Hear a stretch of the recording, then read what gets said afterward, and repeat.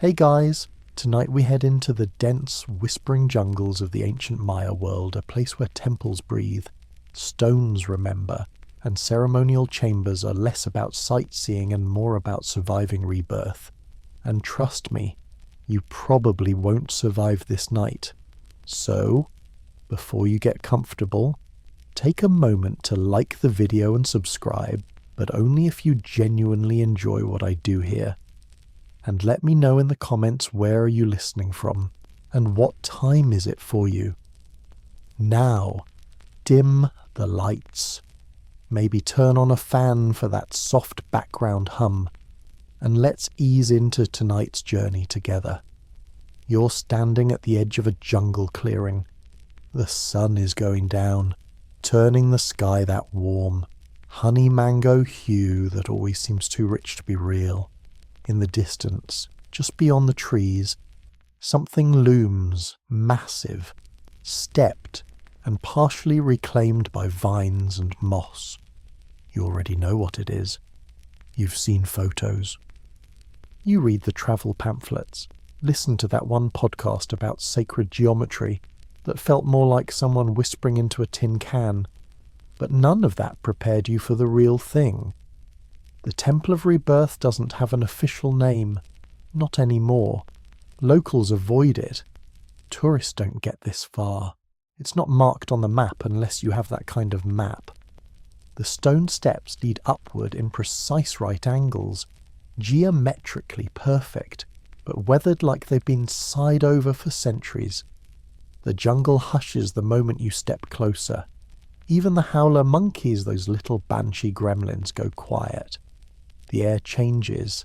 It's not the temperature, it's the density. You're breathing history now.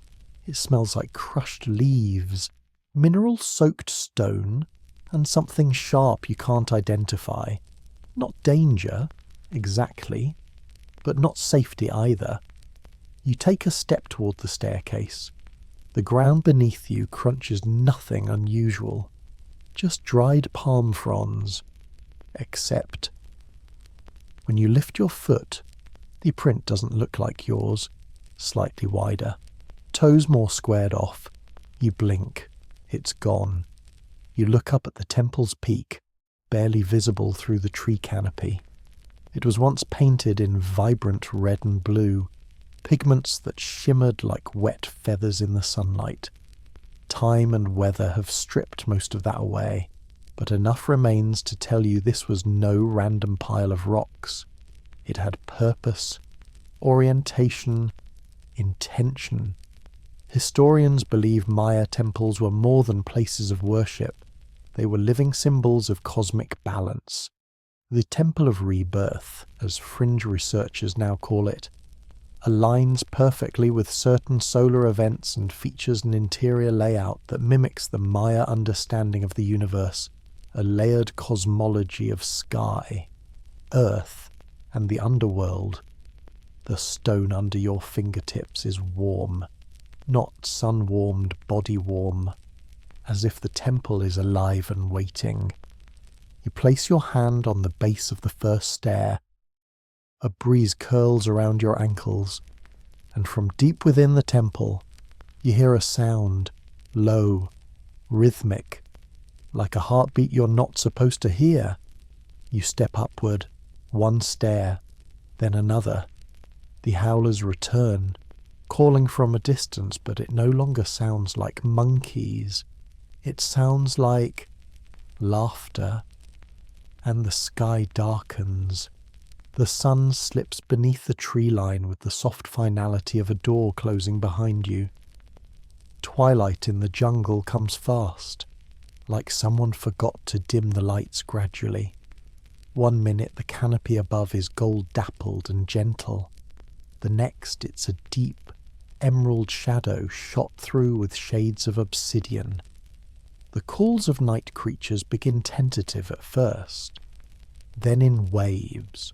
Frogs, insects, something that hisses, something else that hoots, but in a rhythm that feels uncomfortably intentional. You reach the base of the true stairway. This isn't the grand, open front you saw from the clearing. This is the real entrance, hidden along the side of the temple, where the trees press close and the air smells of stone and damp and time. A narrow lintel carved with cedars. Maya world trees arches above the opening. Their roots twist downward into the underworld. Their branches curl skyward. You duck your head and step through.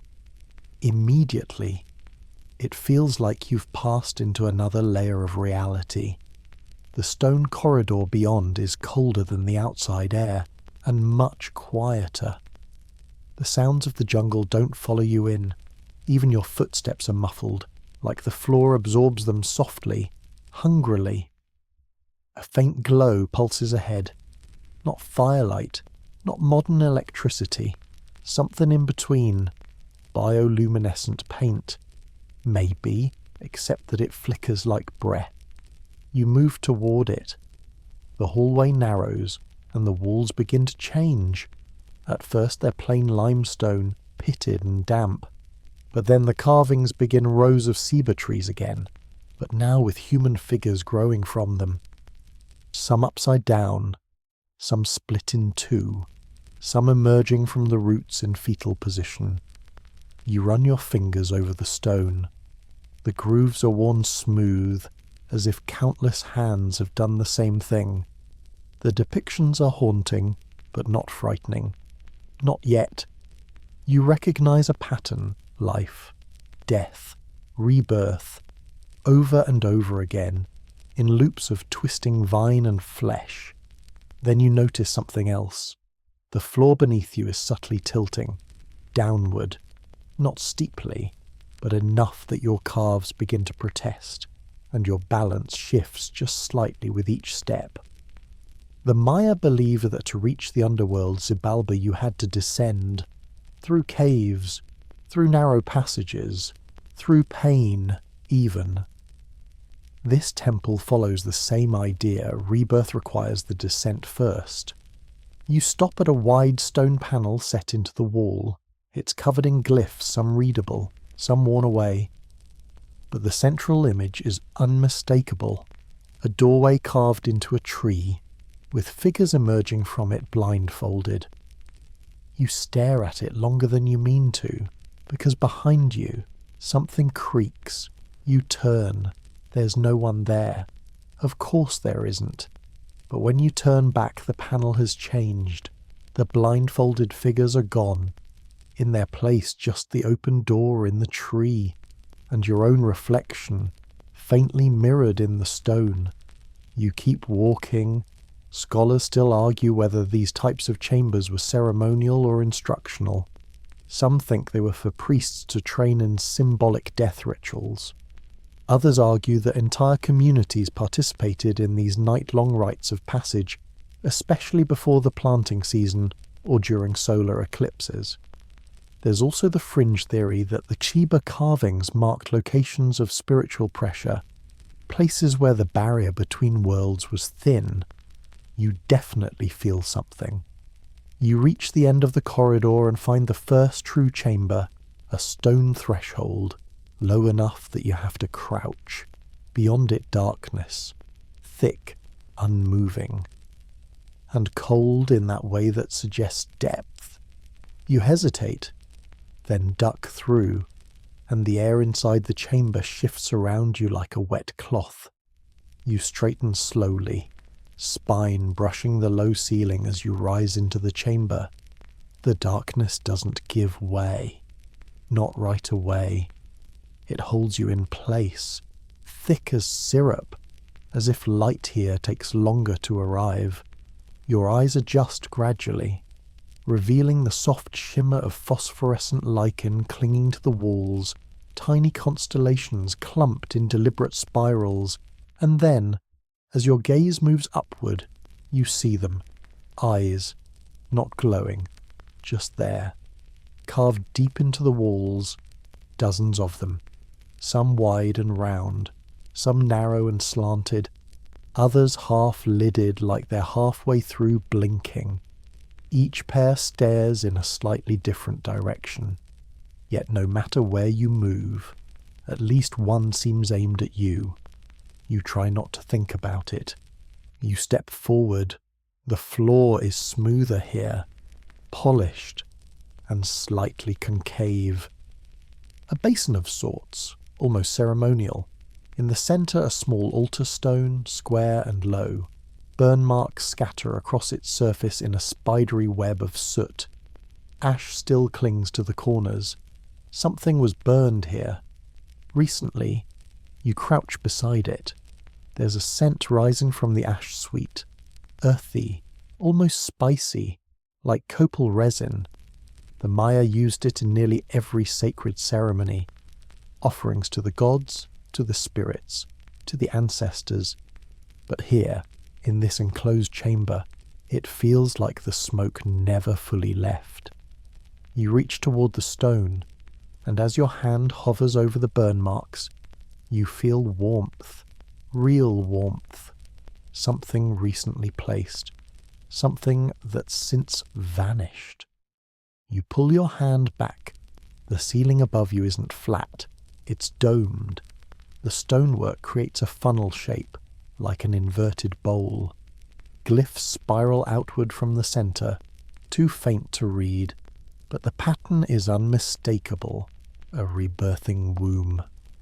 This chamber was designed to be symbolic and functional. You're standing inside a metaphor, and the metaphor knows it. Then you notice the side wall. It isn't solid like the others. There's a slit, a narrow seam where the wall curves inward as if it could open. No handle, no hinges. But the seam continues to the floor and disappears into the stone beneath your feet. You step closer. The seam smells faintly of moisture. You press your ear against it. Nothing at first. Then a trickle, a drip, and then, unmistakably, a breath. Slow, rhythmic, from the other side. You step back. Scholars often point to these interior chambers as ritual rebirth zones, places where initiates symbolically died to their former selves before re-emerging during key ceremonies. The use of heat, darkness, and enclosed space mirrored both death rites and birthing practices. But there's little consensus on what actually happened in here. Most of the written records are long gone, or intentionally destroyed. You turn slowly and realize you're not alone. Something is crouched in the opposite corner, not moving, shrouded in shadow. Your mouth opens, but no sound comes out. The figure shifts slightly. The outline of a headdress, long, feathered, quetzal-plumed, rises behind it. The Maya often portrayed deities and underworld lords in ceremonial form, even during rites performed in small spaces like this. The figure lifts its head. Eyes meet yours, but they're not human, not entirely cat-like, reflective. Jaguar. You blink, and it's gone. But now, the scent in the room has changed. Heavier, muskier, like fur, like something that should be asleep isn't. You back toward the slit in the wall. The stone behind you shifts just slightly. A breeze curls around your ankle. The seam opens. A whisper of a doorway, now ajar. You turn. Inside a tunnel. Even darker than this room. Sloped downward and lined with more eyes. The tunnel breathes. Not like a gust. Not like a draft. This is rhythmic. Alive. A subtle inhale and exhale that moves across your skin like breath on the back of your neck. You stare into it, half expecting a flicker of torchlight, a shimmer of ceremonial paint, a polite sign that says turn back now, but no just more carved eyes on either side, some no bigger than seeds, others the size of open palms, all watching. You step inside. The seam behind you seals itself without a sound, and now you're committed. The incline is gradual but noticeable. You descend barefoot now. instinctively removing your shoes without even realizing it, as if the stone demanded it. It's smooth and cool underfoot, worn by countless others before you, or perhaps just worn by time. Your steps echo strangely, each footfall returning to you with a slightly altered tone. One high, one low, one flat, one stretched. You pause, try again. Same result. You clap once, the echo comes back twice. You stare ahead, eyes slowly adjusting to the new darkness. The tunnel isn't pitch black, there's a faint luminescence in the carvings now. Lines of ochre and jade pigment woven through the etchings, glowing just enough to outline the strange figures serpents looping through skulls, maize gods sprouting from open ribs, butterflies flying out of mouths. You pause at one panel. It shows a man, or is it you being eaten by a jaguar and simultaneously giving birth to the jaguar through his chest? It would be funny if it didn't feel so pointed. And then comes the smell. At first, it's hard to place. Musky, earthy, faintly sour, like wet limestone steeped in sap and old blood. You tell yourself it's just the damp, but deep down, you know it isn't. This smell isn't environmental, it's intentional. The Maya built these temples with purpose. Every scent, every echo, every slope mattered. These were not just places of ritual, they were instruments. Machines of a sort tuned to soul states rather than clocks. And you're inside one now. There's a curve ahead just enough to block your line of sight. You follow it, and then freeze. Because you smell yourself. Your own scent, faint but distinct. Not the sweat you're currently producing, but your own shirt, your bag, your soap, the smell of your modern life. But ahead, as if someone or something was carrying it, you whisper your name, softly, and the echo responds, not with your voice, but with someone almost mimicking it. Scholars still debate whether certain Maya temple chambers were acoustically tuned to imitate the voices of gods or ancestors. Some structures do produce mysterious echoes that change tone based on pitch or language. But this is different. This echo seems to want something. You keep moving, your steps now softer, like you're trying not to wake a sleeping animal. Around the bend, the tunnel widens into a small chamber. You step inside and stop. A low platform sits in the centre, surrounded by small stone bowls, incense, bits of jade, bone. You recognize a jawbone human, or very, very close. The bowls haven't been disturbed in centuries, judging by the dust, and yet the scent from earlier is stronger here. To your right, another carving. A ceiba tree again, its roots reaching down into a pool where figures float upside down, their eyes closed, mouths open. You realize this isn't just a descent, it's a womb, a symbolic return to the start, or maybe a midpoint. This chamber isn't death, it's gestation. You glance behind you. No doorway. Of course not. Ahead, another passage. This one narrower. Lower. Just wide enough to crawl. You sigh and drop to your knees. Because of course you're going in. Because you can't stop now. And because something in you remembers this place. Even if your mouth doesn't. The stone presses against your palms and knees with a steady insistence. Not painful, just real. The crawl space is tight. Too low for comfort. Too long to be a joke. The air thickens as you move forward, saturated with the breath of centuries. It's not just dust down here, it's history. And it smells faintly of resin, sweat, and something floral that feels wrong. Not modern wrong, symbolically wrong, like a perfume designed for the dead. You shuffle forward on elbows now. The stone walls graze your skin.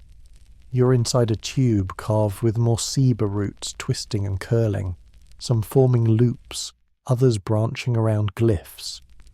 It takes a moment before you realize you're inside a stylized umbilical cord. This tunnel is not just narrow for the sake of discomfort, it's deliberate. A symbolic birth canal. You're not walking. You're being born again. Or so the temple would like you to believe. You breathe shallowly, head brushing the ceiling now and then. Each inhale comes slower, deeper, instinctively quieter. You begin to notice something about the tunnel's acoustics you no longer hear yourself. Your breathing doesn't echo. Your shuffling makes no sound. The temple is absorbing it all. And then, as if to drive the point home, the ceiling begins to rise. You crawl into a slightly larger space. Still not tall enough to stand, but high enough to kneel. The floor is damp here. Not wet, just slick with something smooth. You run your fingers through it. It smells like salt. You look down. The floor is etched with hundreds, maybe thousands of tiny, overlapping spirals, fingerprints. They're fingerprints, pressed into the stone, faint but intentional. You're not the first to crawl through this tunnel. You place your hand beside one. It matches, not perfectly, but close enough to feel like a whisper across time. You keep moving. The tunnel bends, turns once, then again. Each turn feels symbolic, like a spiral staircase laid flat. The Maya built their spiritual geography with meaning. Each directional shift had significance: east for beginnings, west for endings, north for ancestors, south for growth. This crawl, it's taking you inward, not just geographically, psychologically. And that's when it happens. The echo returns, a whisper behind you. You stop, hold your breath. A hand touches your heel. You flinch, twist. But there's no one there. The tunnel behind is empty, but the sound continues. A low murmur. You crawl faster now, the passage widening again. You enter a chamber the size of a small room. Your hands press into a shallow basin carved into the floor. The walls curve in tightly, giving the space a vaguely egg-like shape. In the centre, another altar, but this one is cracked, split down the middle as if struck by lightning. Beside it, feathers, dozens of them, arranged in a spiral, black and iridescent. Quetzal, you think, or jaguar. You touch one, it crumbles into dust. But the others remain. A carving on the wall shows a figure crouching like you, reaching for a feather, while another figure identical watches from a small window carved in the stone above. You look up. There is no window, but you feel watched anyway. The ceiling flickers faintly bioluminescent paint again. Shapes, glyphs, stars, and then something new dripping. Not water, not regular dripping. It comes in threes, like heartbeat. Drop, drop, drop. You look down. A small depression in the stone now holds a pool that wasn't there seconds ago. It glistens, reflects your face, except the eyes in the reflection blink before you do. Historians have long argued about the purpose of these inner temple tunnels. Some claim they were part of initiation rituals meant to simulate death and rebirth. Others believe they were theatrical spaces for priests to conduct rituals with dramatic effect. And then there are those who insist they were for personal transformation journeys inward, through darkness, to something essential. You lean back from the pool. The reflection remains, staring at you, smiling, just a little. The reflection holds your gaze with unnerving steadiness. It doesn't shimmer like a pool should. It doesn't waver. It's like the stone itself decided to hold a mirror. Your own eyes blink once, slow, deliberate, and only then does the reflection follow, with a delay just long enough to count. You lean away, heartbeat stuttering in that quiet, subterranean panic your body tries not to show. The feather dust still clings to your fingertips, gritty, ancient. You brush it off on your thigh and rise to your knees. The air feels thinner here, not from lack of oxygen, but from density. It's thick with presence, like you're sharing the room with someone or something no longer interested in being polite about it. Behind the altar, a narrow hallway opens again, but before you can crawl forward, a sound echoes through the tunnel behind you. Your voice, muffled, half-formed, calling your name, but you didn't say anything. You freeze, then crawl forward faster than you mean to. The new passage tilts upward slightly. You hadn't realized how far down you'd gone until the slope reverses. Your palms slip a little as the stone slickens with condensation. Your breathing, no longer absorbed by the tunnel, now bounces back at you in short, panicked gasps. And then, abruptly, the walls widen again. You emerge into a chamber flooded with heat. It wraps around you, instantly wet, stifling and intimate, like walking into a sweat lodge already mid-ceremony.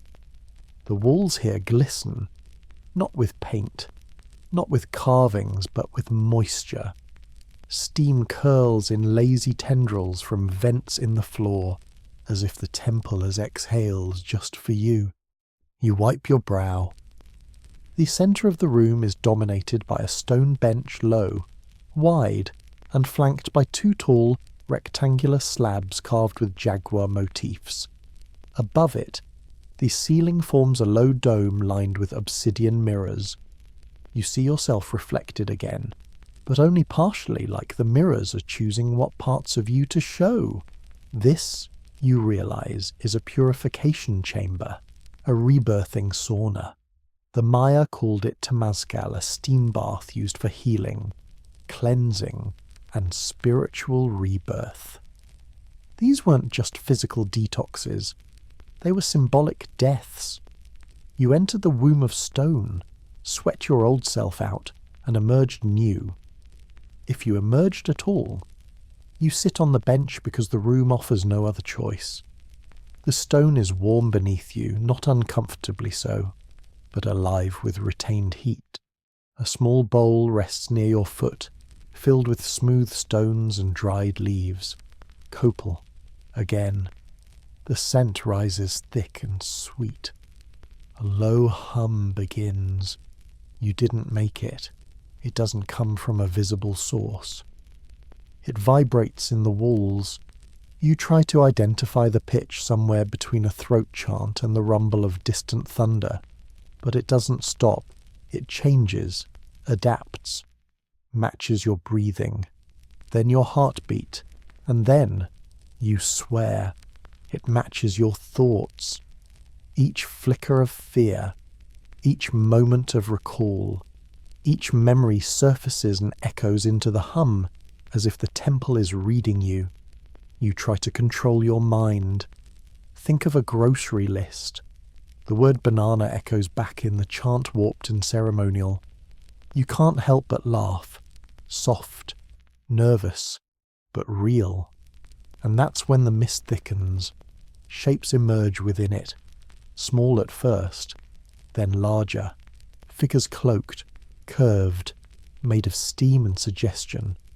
One kneels before you, reaches toward your chest, not to touch, but to remove something. Your chest tightens. You feel it, not pain. Release.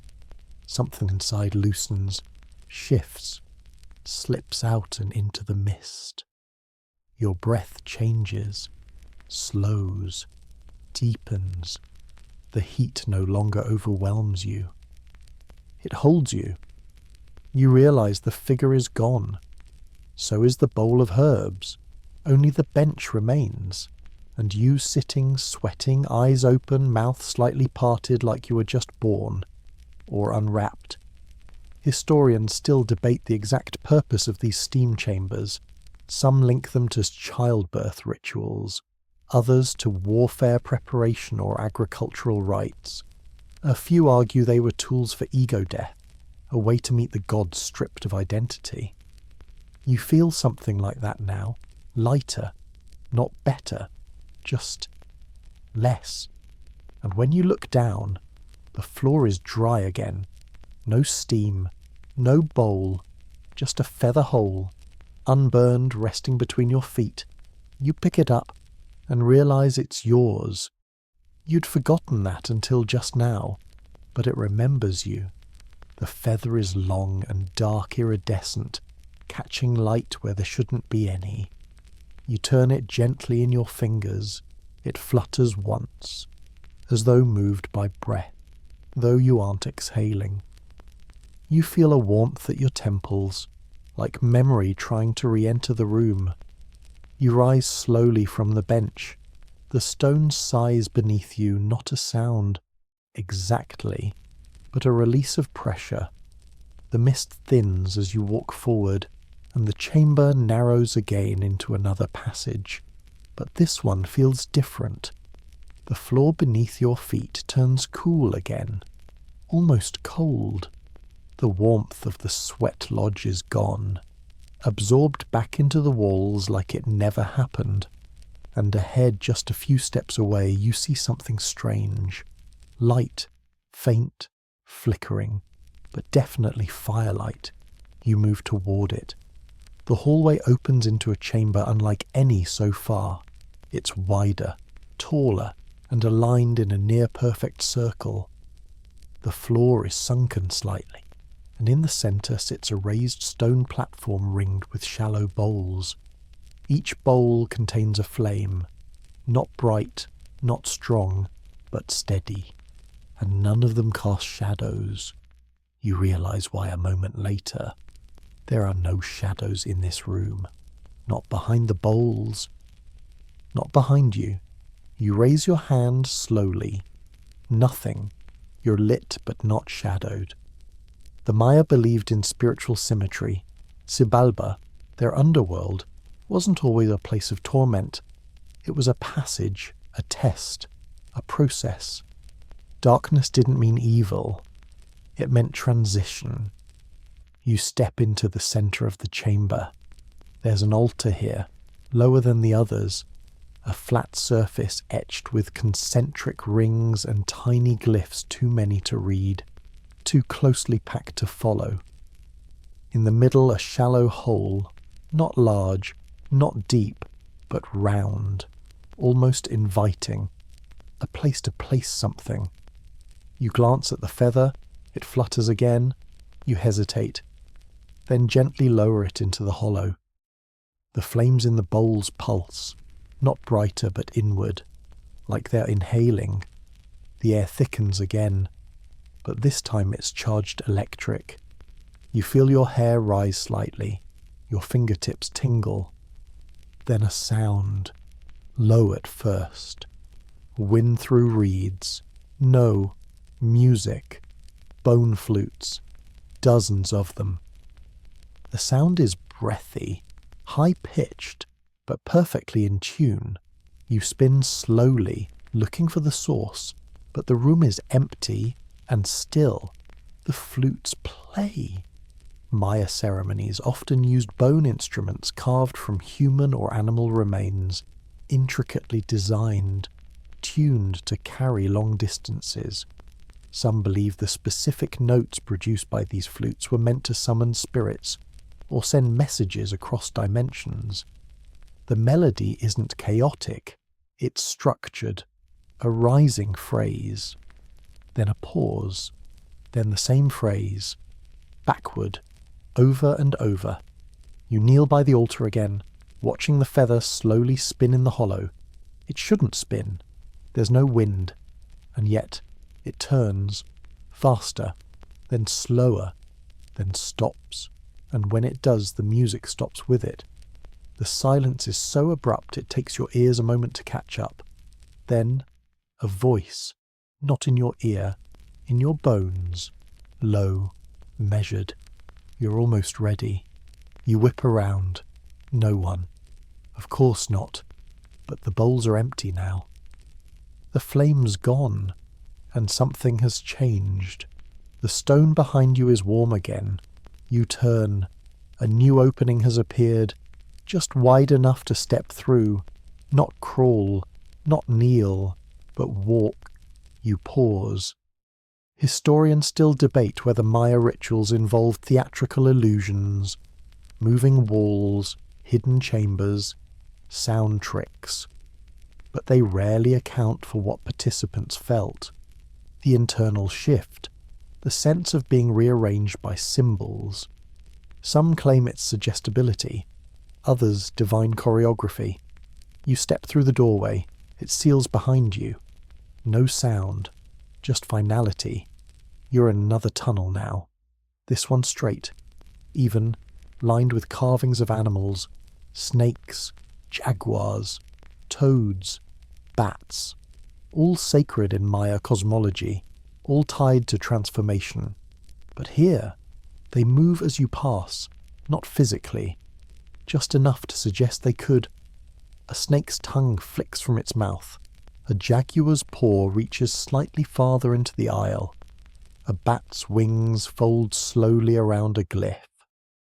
You keep walking, and at the end of the tunnel a faint light, not fire, not magic, just sunlight, but it's coming from below. You descend and emerge into a room shaped like a perfect square. In the centre, a slab. On the slab a mask. Green, stone, jade. Your own face, carved in miniature, waiting.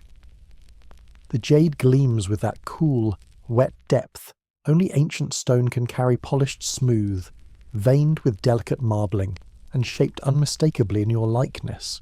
It isn't a vague suggestion. It's you, not idealized, not abstracted. Your features, just slightly stylized in the Maya tradition, cheekbones a little sharper, the mouth more serene. You step toward the slab. It's low to the ground, almost level with your knees. Around it, 4 pillars rise slender and undecorated, arranged at cardinal points, north, south, east, west. The moment you enter their square, the air changes. Thicker, but not humid. Sacred. You reach for the mask. It's heavier than you expect. Not crushing, but definite. The kind of weight that says, this isn't a trinket. As you lift it, you feel something shift behind your eyes, like your name slid a little sideways. The mask is lined with soft, worn leather. On the inside, small holes trace the jawline air vents, or something else you don't put it on. Not yet. Instead, you turn it over, inspecting it in the dim half-light that filters down from slits in the ceiling above. The roof here has no torch brackets, no fire bowls, just a series of angled cuts that funnel light into narrow stripes, casting geometric patterns across the floor like a solar puzzle. You take a step back, holding the mask. Your foot lands in a groove. The stone gives slightly under your weight, a click. You freeze, and the room begins to shift, slowly, silently. The 4 pillars sink into the ground, the slab lowers, and the square of stone you're standing on begins to rotate clockwise 1 degree at a time. The light slashes across the room begin to move, matching the spin. Patterns shift. Glyphs carved along the wall flicker in and out of view, some only visible when the light hits them directly. You read as they pass. To wear the face is to speak the truth. To become is to forget, to be reborn. die well. You grip the mask tighter, and finally, you understand. You're meant to wear it, not for ceremony, for navigation. The Maya believed masks connected the wearer to gods, ancestors, and mythic selves. They weren't costumes, they were tools. To see with another's eyes, to move through thresholds where identity no longer worked. You take a breath and lift the mask to your face.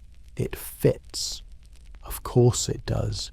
It seals over you not tightly, not restrictively, but with intimacy. Like slipping into a version of yourself you hadn't met until now. The world narrows, the light fades, and then the room changes again. But this time, you change with it. You don't see through your eyes anymore. You see through memory. You watch the walls shift, not in real time, but in timelessness. Glyphs animate. The slab becomes a living altar. You see priests in white robes. A figure kneels where you stood. A fire burns in the centre of the square. Dancers spin. A conch shell blows, impossibly loud, and the roof above you opens. But you're not watching a recording. You're inhabiting it. The mask lets you exist in more than one time at once. You kneel. You rise. You sing in a language you don't recognize, but somehow understand. You're at your own ritual, a spectator, a participant, a witness. Then the scene blurs, melts, fades. You remove the mask. You're back in the square room, alone again, but the mask glows faintly in your hand. Just for a moment, you place it back on the slab, and now it doesn't resemble you. The face is older, tired, but smiling. Scholars continue to debate the role of masks in Maya ceremonies. Funerary, divinatory, decorative, but the stories, the ones rarely translated, hint at something stranger. Masks that remembered their wearers, that grew wiser with each face they covered. You step out of the square, the pillars don't rise again, the slab stays sunk, but a new opening appears, low, dark, beckoning. You crouch and crawl. Because of course you do. Because you've already seen where this leads, even if you're only just getting there. You crawl into the dark, mask still warm in your hands, though the chamber behind you has cooled. The tunnel curves tightly, stone pressing in from all sides, making you feel less like a person exploring, and more like something being digested. The air here is heavier, touched with that deep mineral scent of old water and older promises. Your fingertips trace the floor ahead as you move. It's smooth, carved into shallow furrows like a path meant to be followed. Every now and then, your palm slips into a small depression, intentional, bowl-shaped. They could have been for offerings, or footprints, or simply to remind you that every movement here has been made before. You round a bend, and suddenly the air thins. It's subtle just enough that you pause, breathe deeper, and you realize it smells like rain. But you're deep underground. You press forward. The tunnel empties into a chamber with walls so dark they appear wet. You blink and realize the darkness is not just absence, it's paint, or more accurately, soot. The walls are coated in black pigment, charred, maybe from ancient fires, or maybe from something less literal. As your eyes adjust, you notice shapes scratched through the soot, hundreds of them. Figures in motion, spirals, stars, glyphs that loop in on themselves like a sentence that never finishes. One set of markings catches your eye, a series of faces, each subtly morphing into the next. The first is broad-nosed and strong-jawed, Maya in style. The second looks more like you. The third is stranger, part jaguar, part musk, part memory. And then you hear it, your own voice, laughing, low, muted, from behind you. You spin, nothing, but the sound still echoes. You realize the room is echoing, but not in a normal way. When you breathe, the breath comes back as someone else's sigh. When you shift your weight, the sound returns as footsteps, not yours. Someone is here, but only as an echo. The Maya believed caves were entrances to Xibalba, the underworld, but not hell, not punishment. A liminal space, a place of tests. It said that some caves spoke to those who listened, whispering truths or reflections depending on the season, the ceremony, or the courage of the listener. You try saying something, just a word, your name. The echo returns immediately, but it answers with a different name, not one you recognize, and yet it feels like yours. You kneel in the center of the soot-blackened floor, a shallow pool, circular, still, not quite water, something denser, thicker, but reflective. You lean over it. There's your face, but not your expression. It looks determined, confident, slightly amused, like someone who knows what's about to happen. You reach down. The moment your fingertip touches the surface, the reflection inhales. You fall forward. Not physically, your body stays still, but your mind tumbles. Through colour, sound, through memory. Suddenly, you're standing at the edge of a maze field. Smoke rises behind you. A conch shell sounds. You're wearing robes. You're chanting. Others chant with you. A jaguar prowls the edge of the clearing. You turn and you're back in the soot room. On your knees. The pool is gone. Just bare stone now. But your palms are black with soot, and something's been pressed into them. You uncurl your fingers. Seeds. 4 of them. Tiny. Black. Glossy. Maize. You stare at them, unsure where they came from, and then something shifts in the wall ahead. A line of glyphs glows briefly, then fades, except one. It flickers. You crawl forward, touch the stone. It opens. A breath of warm air spills into the chamber scented with earth and blood orange and something like burnt honey. You pass through, and the door closes behind you. You're standing on a high ledge, overlooking an enormous vertical shaft, lined with carvings. At the bottom, far below light, not firelight, starlight, but from beneath. You press your hands against the carved stone, staring down the shaft. It yawns deep into the earth, impossibly deep so far that the air above it pulses with vertical stillness. Not a breeze, but a quiet suction, like the shaft is breathing in. The light at the bottom twinkles faintly, not with the flicker of flame, but with a patient gleam of stars from below. The shaft is not perfectly circular, it spirals just slightly.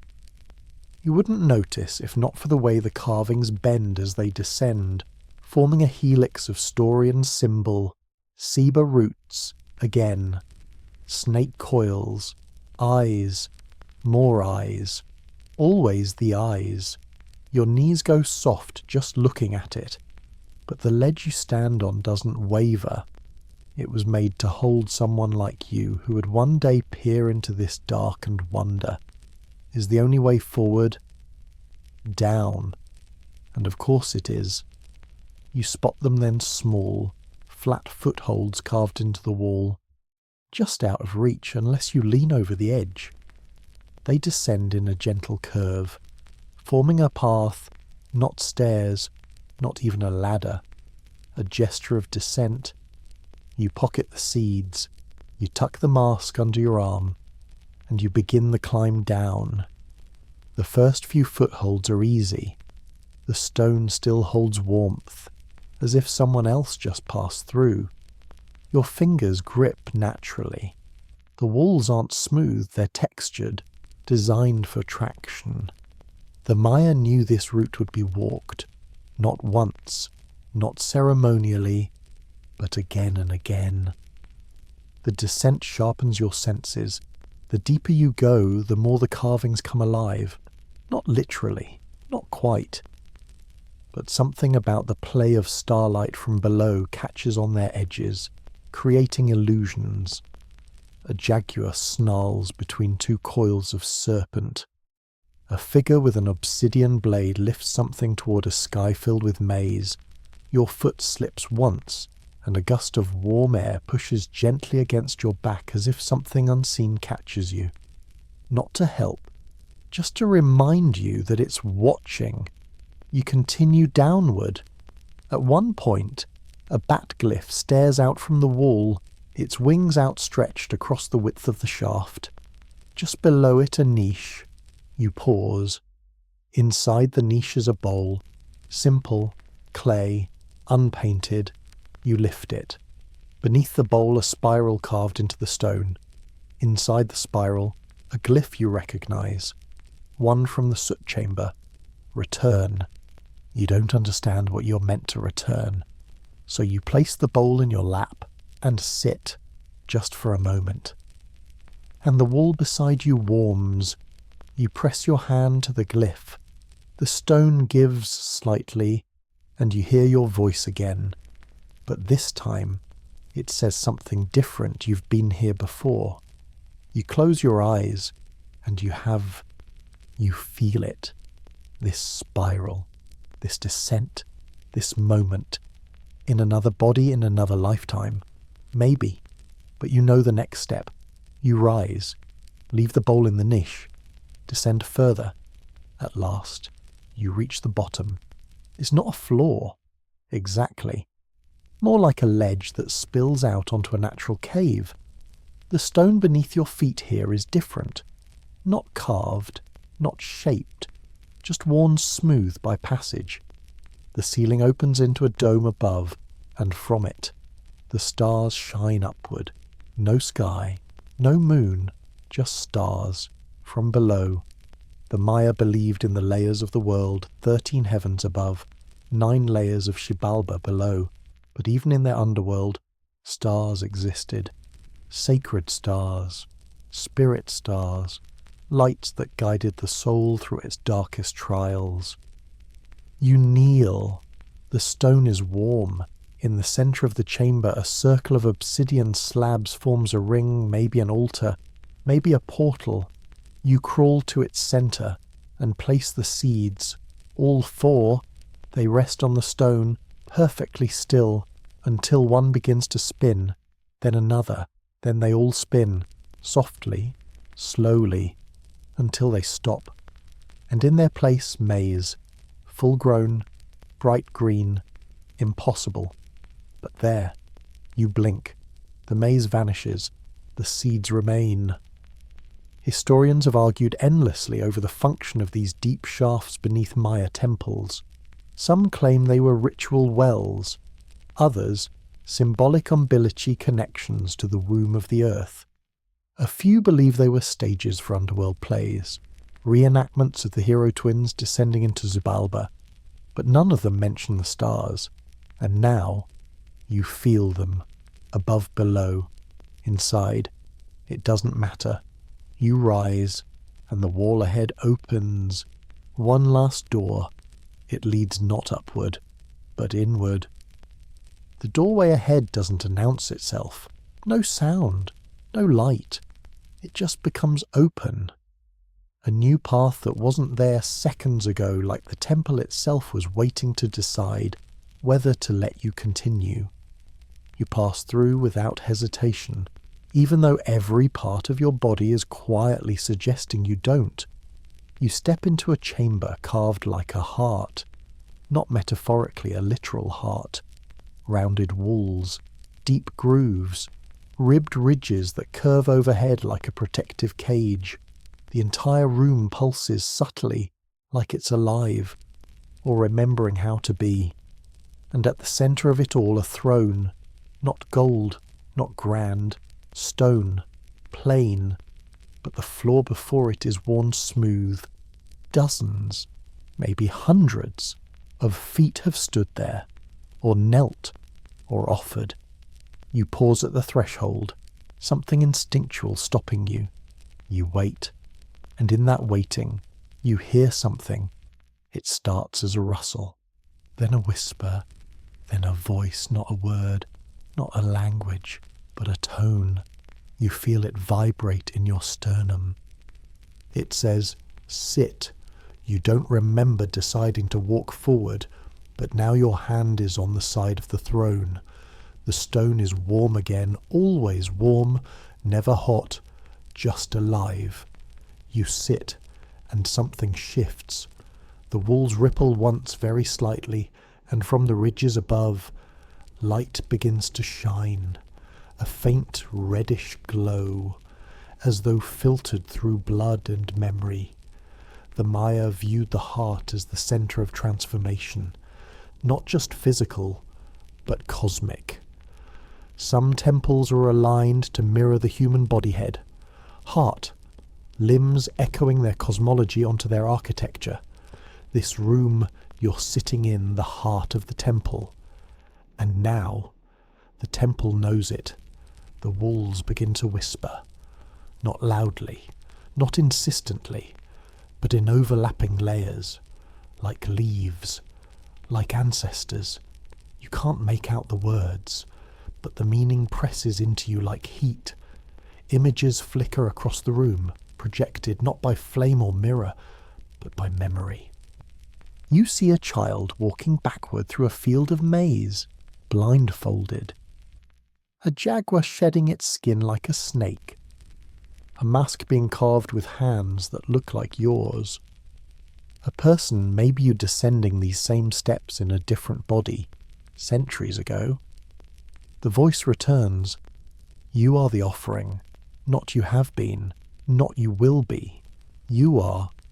The throne beneath you begins to pulse, a soft rhythm, like a second heartbeat beneath your own, and then a compartment opens beside the seat, inside a knife, obsidian, perfectly chipped.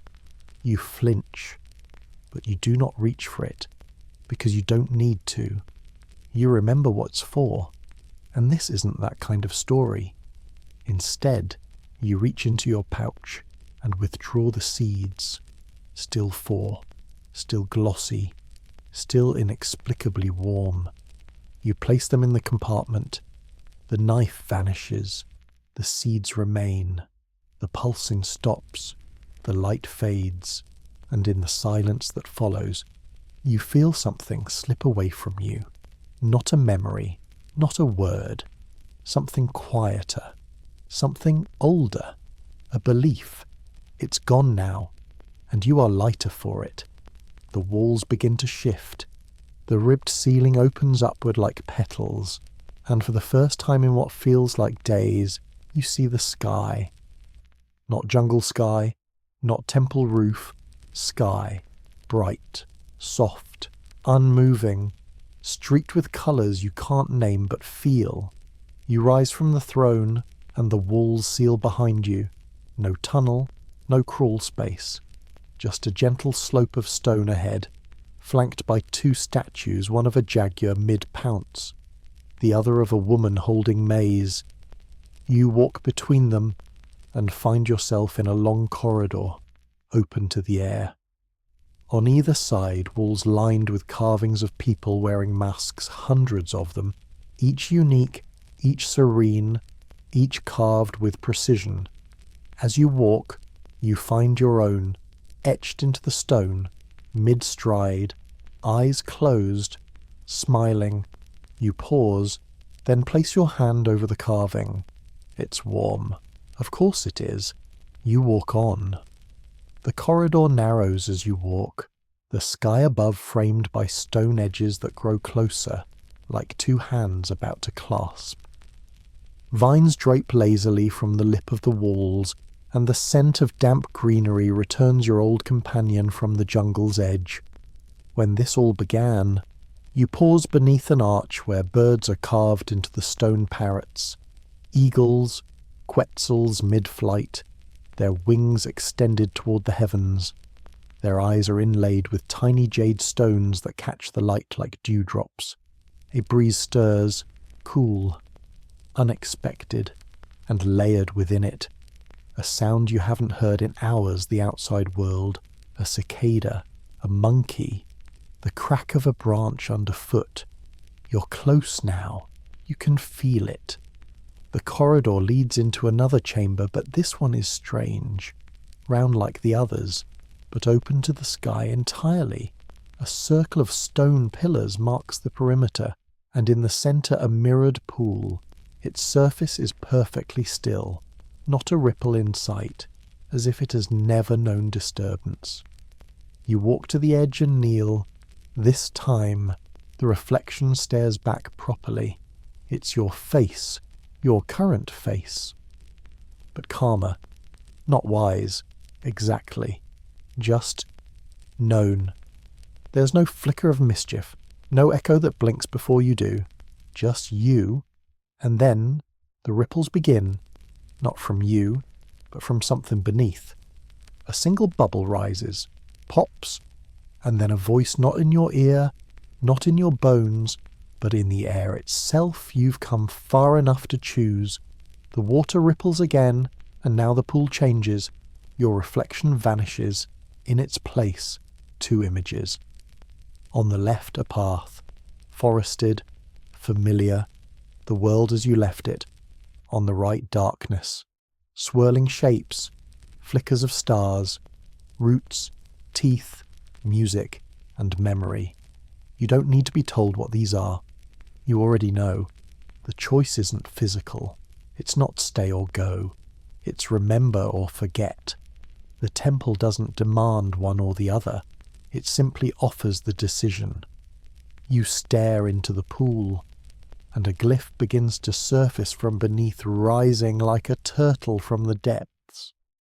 You recognize it from earlier, from the soot chamber, from the shaft wall. Return, not as a warning, as an invitation. You sit, cross-legged, hands resting on your knees, and wait.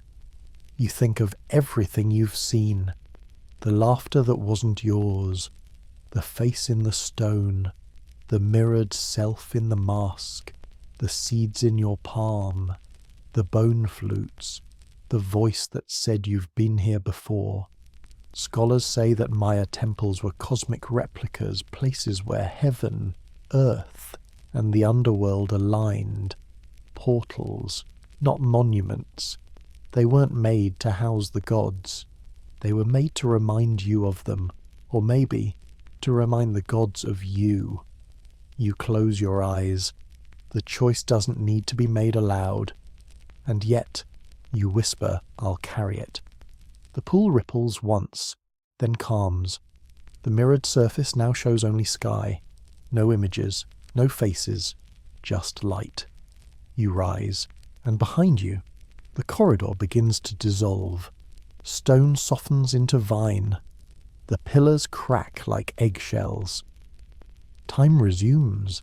The temple exhales, and you step forward, out of the circle, into a garden you do not recognize.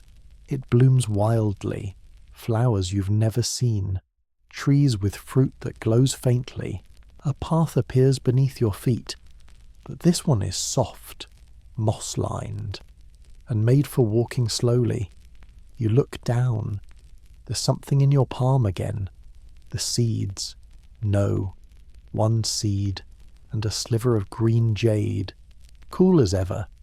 You stand quietly in the garden, unsure whether you've stepped into the future or the past that kept forgetting itself. The sky above is dimming into a purplish dusk, but it isn't the same sky that hung over the jungle when you arrived. This one feels higher, lighter, as though whatever weight pressed down from the heavens has finally lifted. In your palm, the seed is smooth and glossy, obsidian black. The jade sliver rests beside it, shaped like a crescent. You close your fingers around them, and the warmth they give off pulses not heat, exactly, but awareness. The path in front of you curves gently, flanked by flowers that shift their colour as you pass. Pink to gold, gold to indigo. Some release a sweet fragrance that feels like breath from a forgotten dream. Others seem to lean toward you slightly, just to say we remember. You walk slowly. Soft moss gives under your feet. It feels like the earth is cushioning you, as though the temple has decided you've earned softness now. Then, ahead, you see another figure, standing still at a stone basin. You hesitate, but something in you already knows it's you, or rather it's someone wearing your shape. They stand tall, unhurried, their hands resting gently on the edge of the basin. You can't see their face clearly. It glimmers and distorts, as though made of reflection, not skin. They don't speak, but you hear them all the same, or you'll ask again. You approach. The basin holds water, still and deep. You look in, expecting another reflection, a riddle, perhaps another whisper from the bones of the temple. Instead, you see a tree, a ceiba, young, fragile, just a sapling. Then the water shifts. The tree grows taller, stronger. Branches stretch wide, then further. Then it flowers once, in a burst of colour so sudden it makes you blink. Then it withers, dries, falls, becomes roots, and from its base you, emerging again, blinking into a new chamber, beginning the whole thing again. The figure beside you finally turns their head, and now you see it clearly. They are older than you, but they are you, not metaphorically, not symbolically. You, same scar on the thumb, same quirk of the eyebrow, same spiral of a thought turning just behind the eyes. They speak aloud now, but their voice feels like it's coming from inside your own lungs. You keep coming back. You whisper, why they smile, just a little, to remember what you keep choosing to forget. You look into the basin again. The water is still. No tree, no reflection. Just the seed in your hand. You hold it out. They shake their head. This one's yours. Then they walk away. Into the garden. Into the dusk. And vanish. The Maya had stories about travellers' souls who walk the spiral again and again, sometimes forgetting, sometimes returning with just enough memory to plant a seed. These weren't gods. These were helpers, carriers of breath, of echo, of name. You tuck the seed into your pouch and continue on. The moss begins to thin. Stone returns beneath your feet. Not temple stone, path stone. Worn by weather, not ceremony. You're nearing the edge. The jungle begins to reappear, but it's not the jungle you remember. It's newer, greener, brighter.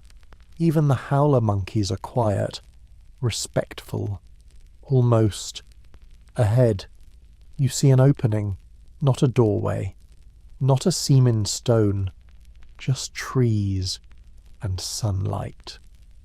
You step through, and you're back in the clearing where it all began, except it's dawn now, and your footprints from before are gone. The stone steps of the Temple of Rebirth loom behind you, but they're still, silent, watching. The vines haven't moved. The birds chirp as if nothing extraordinary has happened, and maybe, to them, nothing has. You glance back once. The entrance you passed through is gone. Just flat stone now. solid, as if the temple has sealed itself again, waiting for another version of you or someone else entirely. You walk forward into morning, into memory, with a seed in your pouch and dust on your skin. The light of morning wraps gently around your shoulders like a blanket recently unfolded, soft, diffuse, and just warm enough to make you feel like someone's looking after you. You take a few tentative steps through the clearing, half expecting the jungle to lurch back into ceremonial chaos, a whisper from the trees, a flare of bone flute song, a sudden voice in your ear saying not yet, but nothing happens. Just bird song and the rustle of leaves. You are out, and yet you don't feel done, not empty either, just full of something unspoken. You glance back again.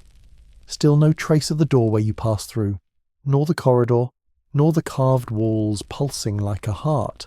The Temple of Rebirth now looks like any overgrown ruin, moss on stone, vines spilling over fractured steps, sunlight trickling down like it's just another day in the tropics.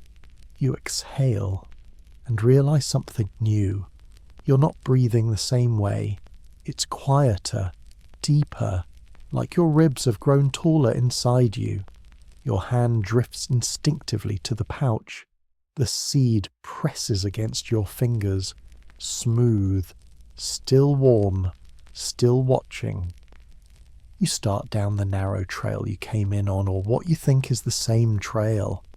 It winds a bit differently. The trees lean in unfamiliar directions. At one point, the roots form a perfect spiral where before they were a tangle, but the path carries you, so you follow. Eventually, the temple disappears behind the canopy. The heat rises. The insects return. Real ones. This time buzzing and darting like tiny messengers who've been on break since dusk. And then you see it. A small stone shrine. Nothing dramatic. Just a waist-high altar covered in moss. Sitting atop it an old clay bowl. Cracked. Empty. You approach slowly. Carved into the front edge a glyph. It reads, "Return what grew." You hesitate. Reach into the pouch. Your fingers close around the jade sliver. Then the seed. You place them both in the bowl. The bowl does nothing. No flash. No hum. No mysterious blooming flower that releases a mist and a memory. But the moment your hand leaves the rim, you feel something change in the air, in the earth, in you. Something lets go. You sit on the earth, back against a warm stone. Let the birds talk among themselves. Let the leaves whisper all the secrets you didn't ask to keep.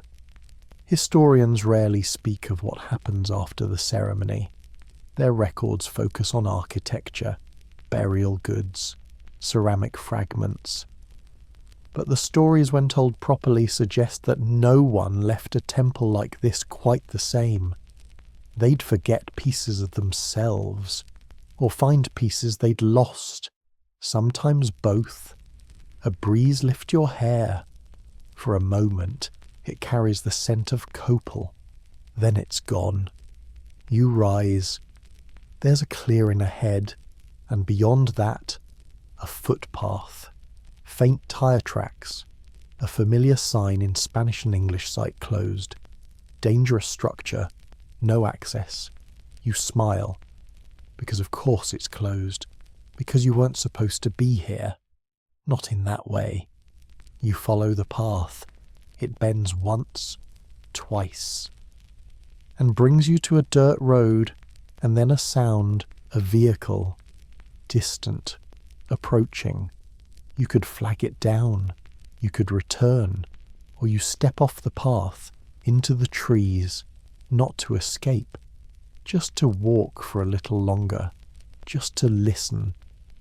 Because the jungle hums differently now, not louder, just tuned to something you now recognize. something you've carried with you, or maybe planted. You brush your hand along a low-hanging branch, feel the bark, feel the heartbeat in the leaves, and in the quiet, you hear a voice again, not from outside, not from the temple, from within. It says, when the next question comes, say yes. You keep walking. Light filters through the canopy. The world turns. The path, for now, is yours. The trail tapers off beneath your feet until it becomes suggestion more than path, just soft ground and scattered leaves, interrupted here and there by the careful placement of stone. You notice now, with clearer eyes, that the jungle has been guiding you all along, not with signs, with patterns. 3 trees bent at the same angle form an arch.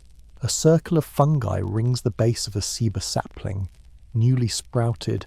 A hummingbird flits past you, doubling back to hover just in front of your face, and then it's gone. You smile without knowing why. There is no urgency to your pace anymore. The temple's silence has followed you out into the open world, not like a weight, but like a song you can hum under your breath without anyone noticing. You pause when you reach a large boulder half swallowed by moss. It's smooth on one side, too smooth. You brush away the moss, and there it is, a glyph, worn nearly invisible by rain and time, but you recognize it, the spiral, same as the soot chamber, same as the shaft wall, same as your own palm, now marked with lines that echo it. The jungle is older than the stories carved in stone. It remembers without language, without maps. The Maya didn't just build within nature, they wove with it. Their temples weren't separate from the earth. They were bones of the land itself, called forth, arranged, and sung into being. You sit by the boulder. The glyph faces east, toward the rising sun. You wonder how many others sat here before you, how many laid their palms to the spiral, how many left with more questions than answers and still felt fulfilled. You press your hand against it and feel nothing dramatic, just warmth and a quiet recognition. You are expected. You rise again and walk deeper into the trees until the green closes gently around you. This part of the jungle feels younger, less burdened, as if the weight of sacred memory has shifted elsewhere. And then you hear something ahead, drums, faint, distant, but real. You follow. You emerge into another clearing, not wide, not prepared, just ready. In the center, a small platform of stacked stone, barely a meter high. Vines coil around it like lazy serpents. Upon it, a collection of small items laid out with care, a cracked conch shell, a bundle of dyed threads knotted at the ends, a jade bead, a single black feather. It looks like an altar, or a message, or maybe both. You kneel beside it. There's a space open in the middle, an absence, as if waiting. You reach into your pocket, and without thinking, place your thumbprint in the bare patch of dirt at its center. It holds your print perfectly, and you realize this isn't an altar, it's a ledger, a quiet way to say I was here too. You don't take anything. You leave the thumbprint. The feather stirs in the breeze as you stand. The drums fade, but your heartbeat replaces them. The same slow rhythm that's been building ever since you descended those first stairs.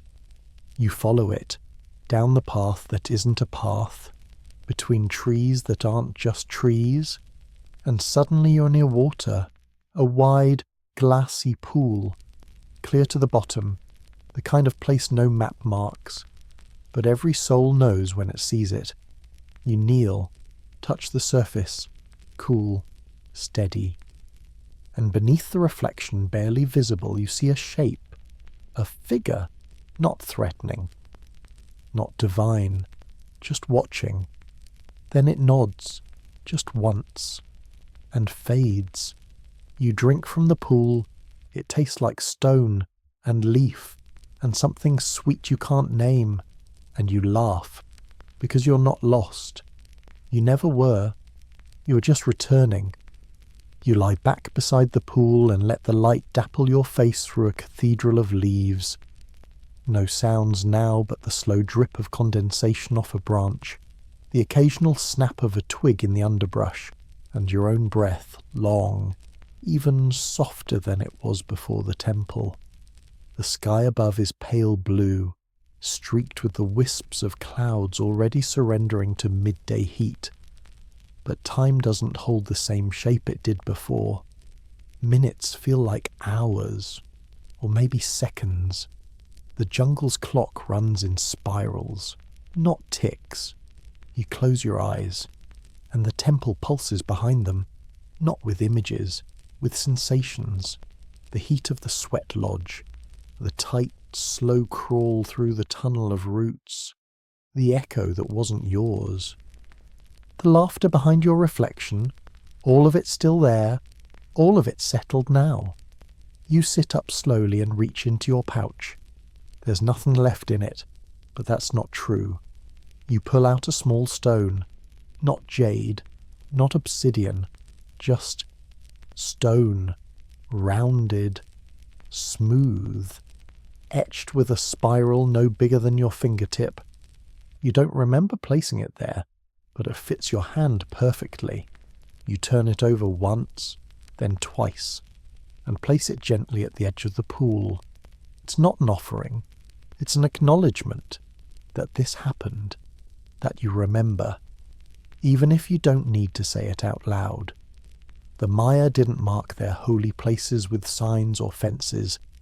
They mark them with memory, with paths only visible to those walking with the right kind of attention. And that's you now. You walk differently. Not faster, not slower, just aware. And as you rise and continue on, you begin to notice them, the others. Not clearly, just flickers. A shadow standing between two trees before vanishing. A barefoot trail pressed fresh into the mud before you. A whisper that feels like it passed through your own mouth, even though you didn't speak. They've walked this path too, or are walking it now, or will, and you are part of it. You step over a tree root that looks suspiciously like a coiled serpent and continue down the trail. Eventually, you hear the rustle of fabric, the sharp crack of a machete slicing through underbrush. Voices, real ones, tourists, maybe, researchers, people with clipboards and cargo pants and sunscreen that smells like regret. You smile. You don't approach. You don't retreat. You simply pass. One of them turns and nods politely, like they've seen you somewhere before but can't quite place it. You nod back and walk on. The jungle thins ahead. You see daylight in great sheets now, not just narrow shafts. A bird screeches overhead, and for a moment you think it might fly backward again, but it doesn't. You smile again, because it could, if it wanted to. You break through the tree line and find yourself back on the wide dirt path that rings the perimeter of the site. There's a rickety wooden sign with a crude painting of a jaguar on it. Below a red arrow pointing back toward the parking area. You follow it. A man in a straw hat is selling tamarind candy and water bottles from a cooler. He nods at you. Hot today, he says. You nod back, a little. He squints. You go up to the temple. You consider lion. Then you consider telling the truth. Then you say, not all the way. He shrugs. Hey, it's closed off anyway. You smile. Take a candy. Drop a few coins into the rusted tin can beside his cooler, and walk on. A van waits at the edge of the lot. The driver doesn't look up. but he unlocks the door as you approach.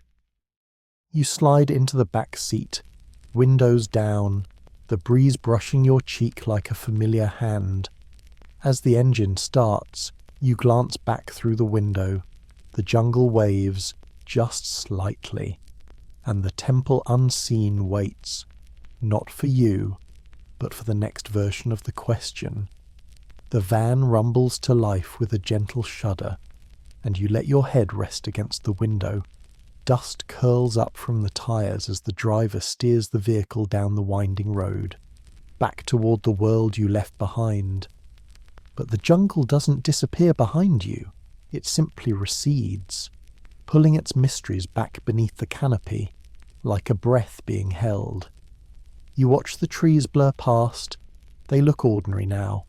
Green, dense, alive, but not demanding, not whispering, just there. The sun warms the side of your face as you ride, and somewhere along the way, you stop trying to recall the exact path you took. Not because you've forgotten, because it doesn't matter. The temple doesn't ask to be mapped. It only asks to be remembered in motion. The driver hums softly, a tune you don't recognize but somehow feel you've heard before, maybe echoing off stone, or layered beneath the bone flute harmony deep inside the heart of the temple. You close your eyes, not to sleep, to sink, and in that gentle darkness, you return, not with fear, not with confusion, but with a strange, tender clarity. You're back in the corridor of spirals, the mask is in your hands again, the pool ripples, and then you're walking backward through the maze field. But this time, you're not blindfolded. You're smiling in the waking world. The van pulls onto a paved road. Civilization begins to reappear in small, apologetic gestures. Telephone poles, concrete walls, distant radio static. You pass a convenience store with a flickering sign, a vendor selling fried plantains from a folding table, and a mural of a jaguar painted in neon orange on the side of a cinder block house. And just as you turn your head, you spot it, a spiral, drawn in chalk on the sidewalk. No one else reacts. You lean forward. Can we stop here for a second? The driver glances in the rear view. We just got going. You smile. Just a second. He shrugs and pulls over. You step out and crouch beside the chalk spiral. It's fading, smudged by feet and rain. But it's still there. A child's drawing, maybe, or something else. You press your finger into the center. It leaves a smudge, but nothing disappears. The spiral stays. You stand and notice a doorway behind you. Plain wood, cracked paint, a handprint in the middle. You raise your own hand, not quite touching it, not knocking, just acknowledging. Then step back onto the road. Thanks, you say, sliding back into the van. The driver nods, says nothing, and the van pulls away. The road unwinds in front of you, and the spiral, for now, tucks itself back into the folds of the earth. Scholars rarely account for what happens after the descent. They write about chamber shapes and calendar alignments and astronomical theories. They count steps. They map acoustics. But few of them speak of the after, the walk back, the seed in the pocket, the moment when the jungle stops testing you and just listens. You pull out the empty pouch, run your thumb along the stitch spiral on its flap. It's fraying a bit now, but that makes sense. You're different now, frayed in places, worn, but more real for it. The driver drops you off at a sun-bleached bus station and waves once. You wave back, then walk toward the waiting bench, and notice someone has etched another spiral into the wooden slats, smaller than the last. Different hand, Same rhythm, you sit and wait, because you know the next step will come, the next question, the next door, and when it does, you'll recognize it, because it's always the same spiral, just from a new angle. You sit on the weathered bench, the sun stretching overhead like a lazy cat, warming the top of your head, the backs of your hands, the toes in your dusty shoes. The station is quiet, the kind of quiet that isn't really silent, just filled with sounds people have learned to ignore. The distant hum of a generator, the occasional chirp of a bird pretending to be something more exotic. A plastic bag flutters down the road, pirouettes, then collapses. You run your finger slowly over the spiral carved into the bench beside you. The grooves are fresh, not recent, maybe, but fresh in the way that says someone meant this. Not idle graffiti, not boredom, a reminder. You pull the pouch from your side again, empty, still, but not meaningless. You tug at the stitching just a little. A thread comes loose and spirals into your lap. You smile, because of course it does. In the distance, a rumble, a bus. Not yours, not yet. This one rattles past, covered in bright paint and decades of dust. A hand-painted Jaguar snarls from the back panel. You meet its eyes for just a second. They don't blink. You check the horizon. Another shape approaches, a second bus, slower, quieter, older. It pulls in with a sigh. The door opens with a wheeze that feels rehearsed. The driver doesn't speak, just nods. You climb aboard and take a seat near the back, beside a window smeared by time and 1,000 careless arms. As the bus rolls forward, the scenery changes not quickly, not dramatically, but the jungle thins further. The trees give way to scrubland. Houses reappear. Signs in Spanish advertise cell phones, haircuts, and fruit smoothies. Someone boards with a chicken under their arm. You watch it all pass by, not as distraction, as contrast, because what you just left doesn't belong on a map. You lean your head against the window and close your eyes, not to sleep, just to pause. Inside your chest, the rhythm continues, a spiral turning. A drumbeat that isn't music, but remembrance. And then, something clicks. You see yourself, not in vision, in presence, walking through a different city, weeks from now, turning down a side street, seeing a glyph scratched into a wall in chalk, stopping, pressing your palm to it, smiling. Because this doesn't end. Not really. It echoes, loops, returns. Scholars have argued for years over whether the Maya Temple of Rebirth was a true ceremonial site, or a symbolic journey for the elite, or an elaborate metaphor carved in stone. The theories shift like vines. Some say it's a calendar made physical. Others believe it was a training chamber for shamans. A few call it a test, but none of the books mention what you feel when you emerge.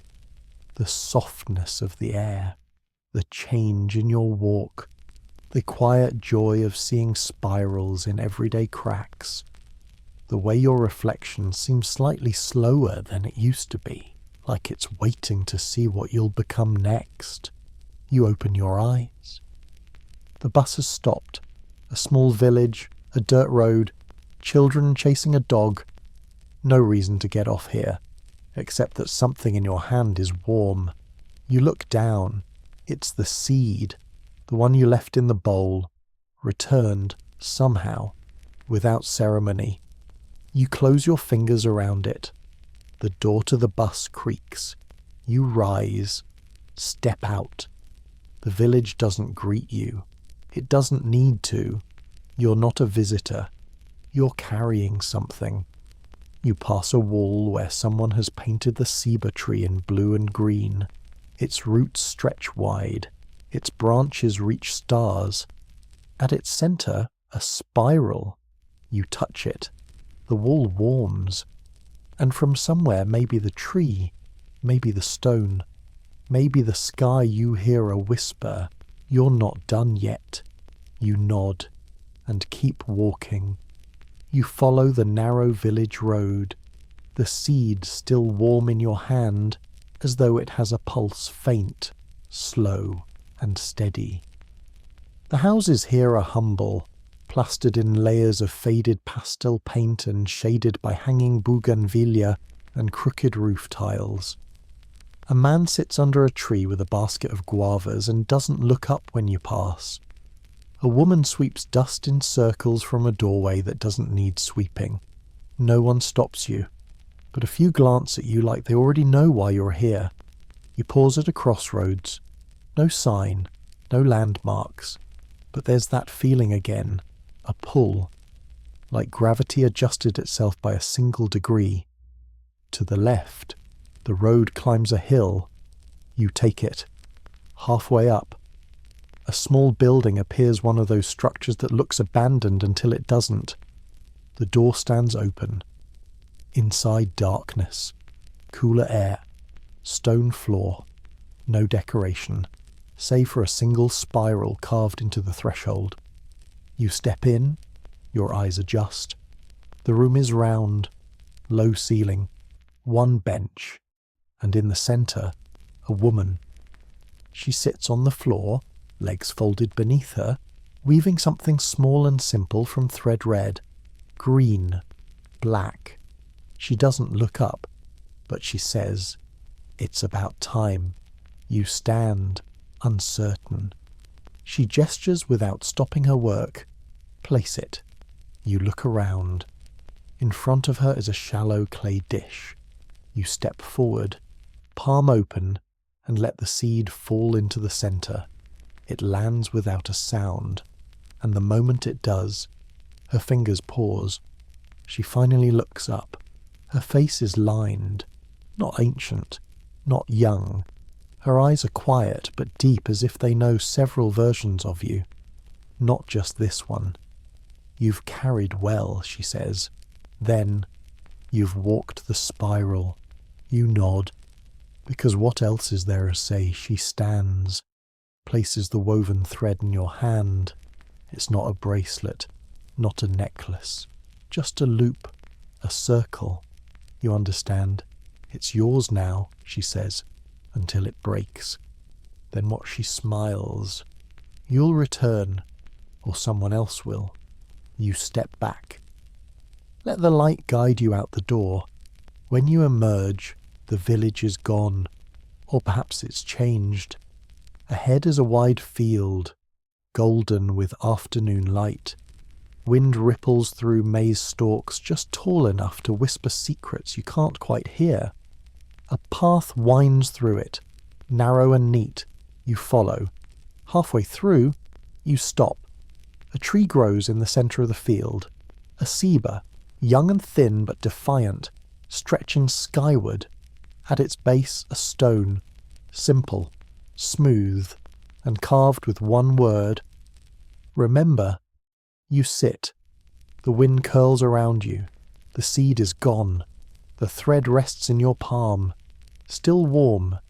And now, for the first time, you realize you're not the same. Not a different person. Just more of yourself. The temple didn't give you anything. It returned what had always been yours. You look at the thread. It's already beginning to fray. That's okay. It's meant to. You close your eyes. The maze rustles. The tree hums. And the spiral begins again. Soft. Gentle. Endless. The sun leans low in the sky now, casting the field in long, forgiving shadows. The wind stirs again, softer this time, like breath cooling on skin. You sit quietly beneath the young ceiba, the woven loop still resting in your palm. The spiral of your journey no longer spins. It settles, and you feel it.